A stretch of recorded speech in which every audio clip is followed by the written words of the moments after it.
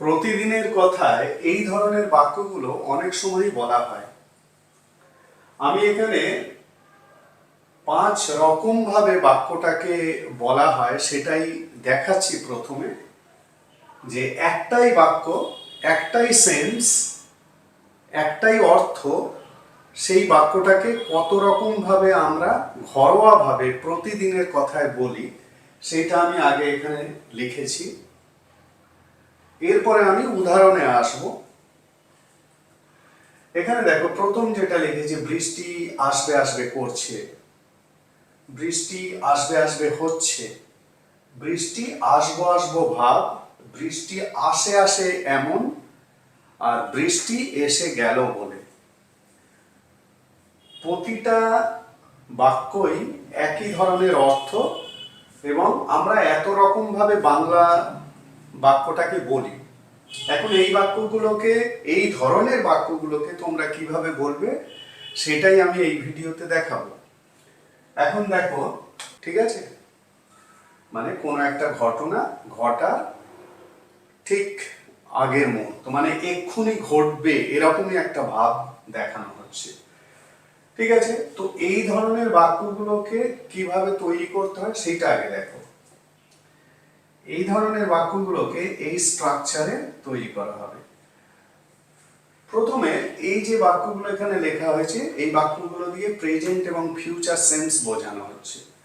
তো এই ধরনের বাক্যগুলো নর্মালি প্রেজেন্ট এবং পাস্ট এই দু ধরনের টেন্সেই ব্যবহার হয়। আর অন্য যেসব টেন্স আছে সেই টেন্সগুলোতে এই ধরনের বাক্যগুলোকে করলে সেগুলো আনন্যাচারাল হয়ে যায়, ন্যাচারাল ইংলিশটা থাকে না। হয়তো করা যাবে, কিন্তু প্রেজেন্ট এবং পাস্ট এই দুটোর ওপরেই এই ধরনের বাক্যগুলো তৈরি করা হয়। এখানে দেখো, প্রথমে সাবজেক্ট বসাবে, যেহেতু প্রেজেন্ট আমরা কিন্তু এই বাক্যগুলোকে প্রেজেন্টের ওপর ভাবছি। তাহলে বিভাগ, বিভাগ মানে am, is, are, subject plus am, is, are plus about, about to plus verb 1। ঠিক আছে, এইটা হলো সেন্টেন্স স্ট্রাকচার। এই স্ট্রাকচারটা মনে রাখলেই, মানে এই স্ট্রাকচার এই ধরনের বাক্যগুলো তৈরি করার জন্য ব্যবহার করা হয়। ঠিক আছে, এই যে অ্যাবাউট টু ভার্ব 1, ভার্ব 1 মানে এই যে আসা, আসবে বা আসে, যাওয়া, এই যে ভার্বগুলোর কথা বলা হয়েছে সেই ভার্বের প্রেজেন্ট ফর্মটা এইখানে বসবে। ঠিক আছে, আর অ্যামিজার সেটা সাবজেক্ট অনুযায়ী বসাবে। বোঝা গেল? তাহলে বৃষ্টি আসবে আসবে করছে, it is about to rain, বা rain is about to come, এরকম ভাবেই বলবে।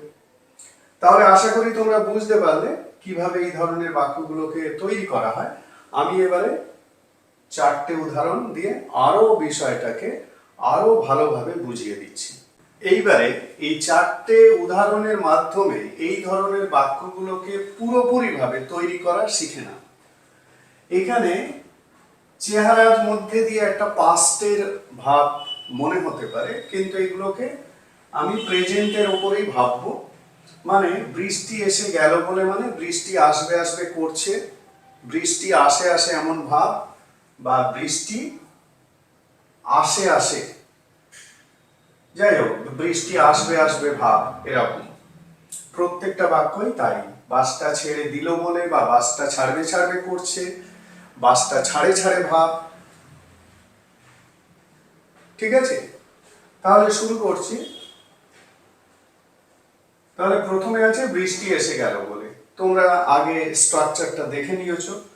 তাহলে এক্ষেত্রে সাবজেক্ট কোনটা? যেহেতু বৃষ্টি, এটাকেও সাবজেক্ট ধরতে পারো, আবার ইট ইম্পার্সোনাল সাবজেক্ট ইট ধরতে পারো।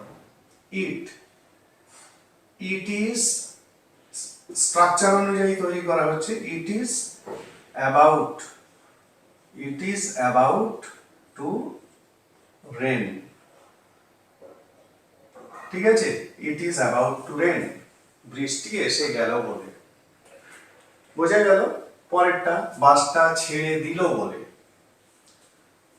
বাসটা মানে দিবাস, the bus is about to leave. The bus is about to leave. ঠিক আছে, বাসটা ছেড়ে দিল বলে বা বাসটা ছেড়ে দিয়েছে বা দেবে দেবে করছে, বাসটা ছেড়ে ছাড়ে ছাড়ে করছে, এরকম। ঠিক আছে, the bus is about to leave. পরেরটা ও এসে গেল বলে, সাবজেক্ট ও মানে he is about, he is about to arrive বা come, he is about to arrive.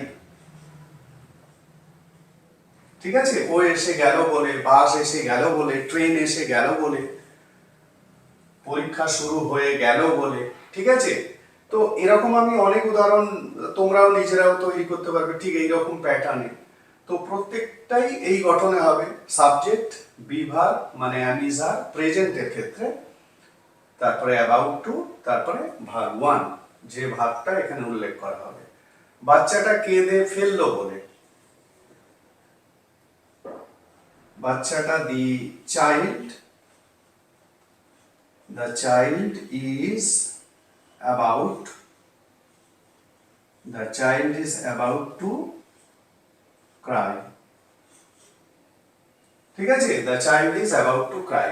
তাহলে বুঝতে পারলে, আশা করি পরিষ্কার হয়েছে তোমাদের এই ধরনের বাক্যগুলো কিভাবে তৈরি করতে হয় সেই ধারণাটা, এবং